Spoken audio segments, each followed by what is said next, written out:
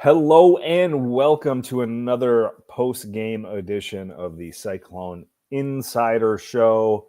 This one coming after a third straight Iowa State defeat. This one a 41-27 loss to number 10 BYU. I think we're probably saying a lot of the same things we've been saying, Eugene. I mean, to me, like, the whatever positives you want to take out of this game, and I think there certainly are plenty of them for Iowa State, are completely overshadowed and undone by some poor play, some mediocre play. And to me, like, it is just like the big headline here is that this is just an average Iowa State team right now. Like, this is mediocre, middle of the pack Big 12, not championship quality football. And I think, like, normally if you say you're an average football team, I don't think that is like a stinging rebuke. But when you're 5-0 coming off an 11-win season, to say Iowa State is average, mediocre, non-championship, I mean, that's tough, I think, for Iowa State fans, and for a season that felt there was so much possible to now it's like, what is possible? Like, not going to Memphis? Is that the big, the reach here? So I don't know. I think it's a tough spot for Iowa State football right now. Yeah, very disappointing game. I mean, like you said, just when it seemed like, or those moments where Iowa State was putting it together, or they were improved from last time out, all washed away by some key moments, some key stretches, and BYU just closing the door on whatever chance Iowa State had of making it back to Arlington, completely gone. And now it's what bowl game? What bowl game is there? And you look at the Big 12 standings, and it doesn't look like a fun list. And, like, normally in this situation, I'd say, like, when you look, you'd say bowl game, they got 5 wins. Are they going to get 6 wins? Oklahoma State is out there. So I do think it is still bowl game. But it's because, like, the part of the problem too is it's like, what is the growth that you want to see from Iowa State? Like, it's to get back to what they were doing in August, right? So it's like you can't even point to steady progression and growth. And then, like, not only what they were doing in August, but an 11-win season last year, like, to where if you're grinding out 6 or 7 wins, like, man, that's just tough, I think, if you're a fan to figure this out. And it's not, again, like you were building to this. Like, you're not on paper, and this can obviously change overnight in this era. You're not building to 2026, right? It's not like there's this great 2026 season out in the horizon. Like, you had your 11-win season last year. You brought a ton back, not everything, but a ton this year. And it just shows how hard it is to do this year in and year out. Yeah, and then you can't even point it to the injuries anymore. Like, I feel like this is just beyond all the problems that Iowa State has been having with inconsistency over these last few weeks. Goes beyond the 2 guys who are out. I think you can point at any position group and you can see moments there or instances where they just didn't do enough. And, I think the same is true for what happened today against BYU. I mean, I look at this and I think Iowa State is a good football team with good football players, but that's it. Like, this is not an especially talented team. It's not an especially gritty or tough team, which is not to say they're not gritty or they're not tough, but they're not in that upper echelon. Like, they just don't do a lot at that elite or high level. And what we've talked about it ad nauseum about the defense, like, as good as a defense can be at times, like, who's the playmaker? They got to the quarterback a little bit today with a couple of sacks, although that really seemed to wane as the game went along.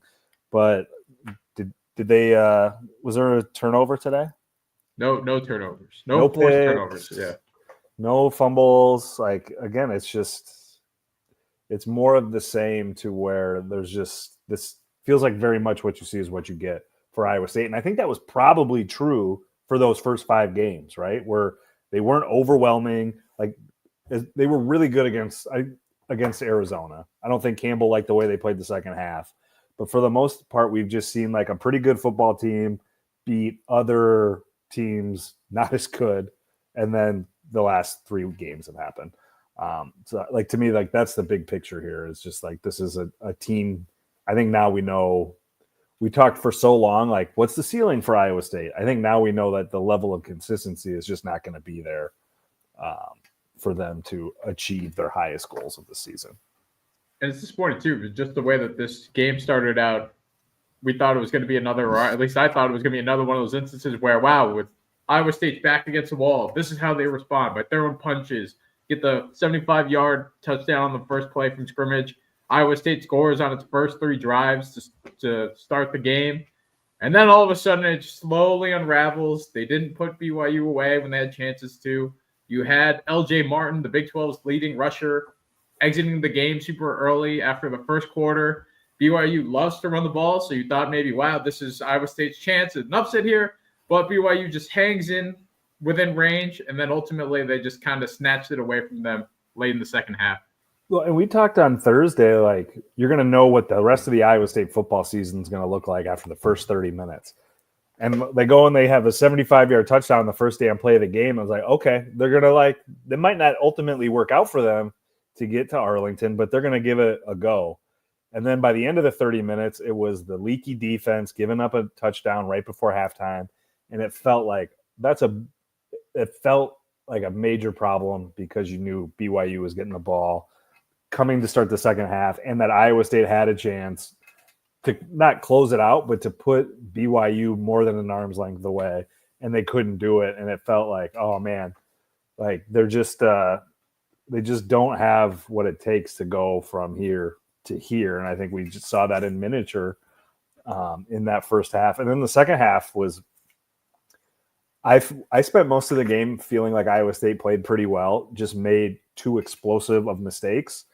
But like the more I sit and think about the second half, that was just a bad second half for the most part. Like they get outscored 24-3 or something.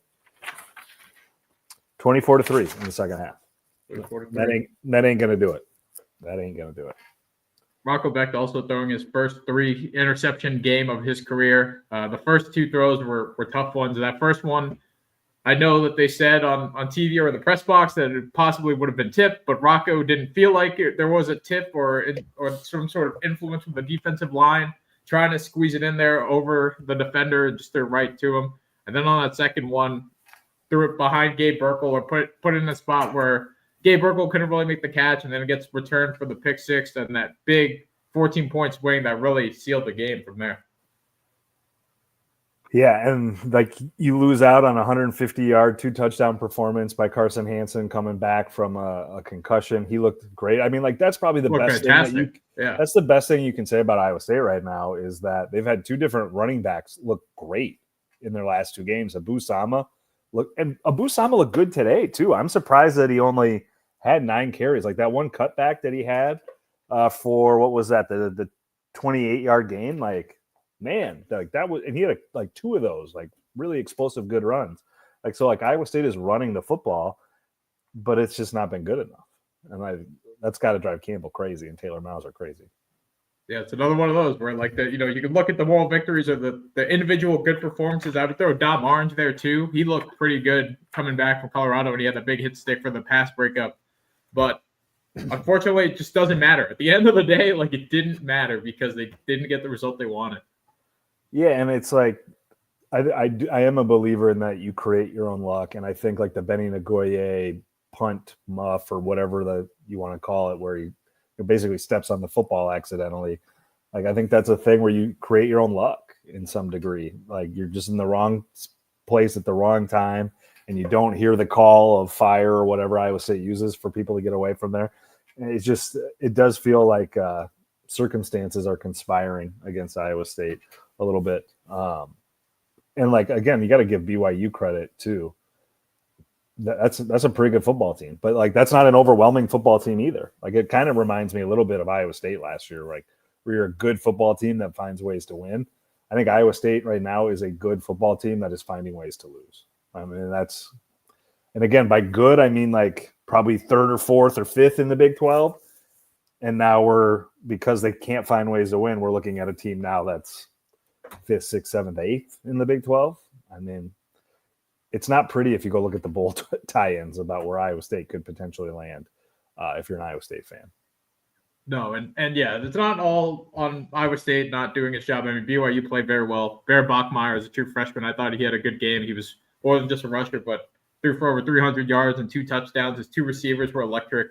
Parker Kingston and Chase Roberts, it just felt like whenever they needed the big play, he was ready for it, and just dagger after dagger, just kept poking the Iowa State defense.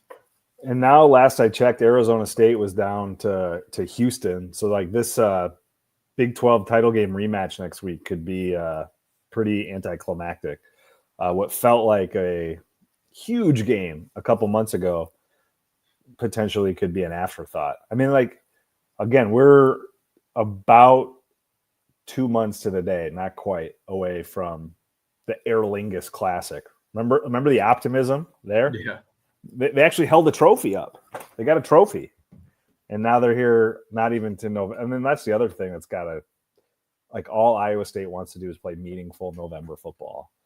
And that's gone. Like, they had so many Octobers. Like, this is before your time, Eugene, where it was Brocktober, and now they go 0 for October. Like, it's we're kind of in a bizarro world here.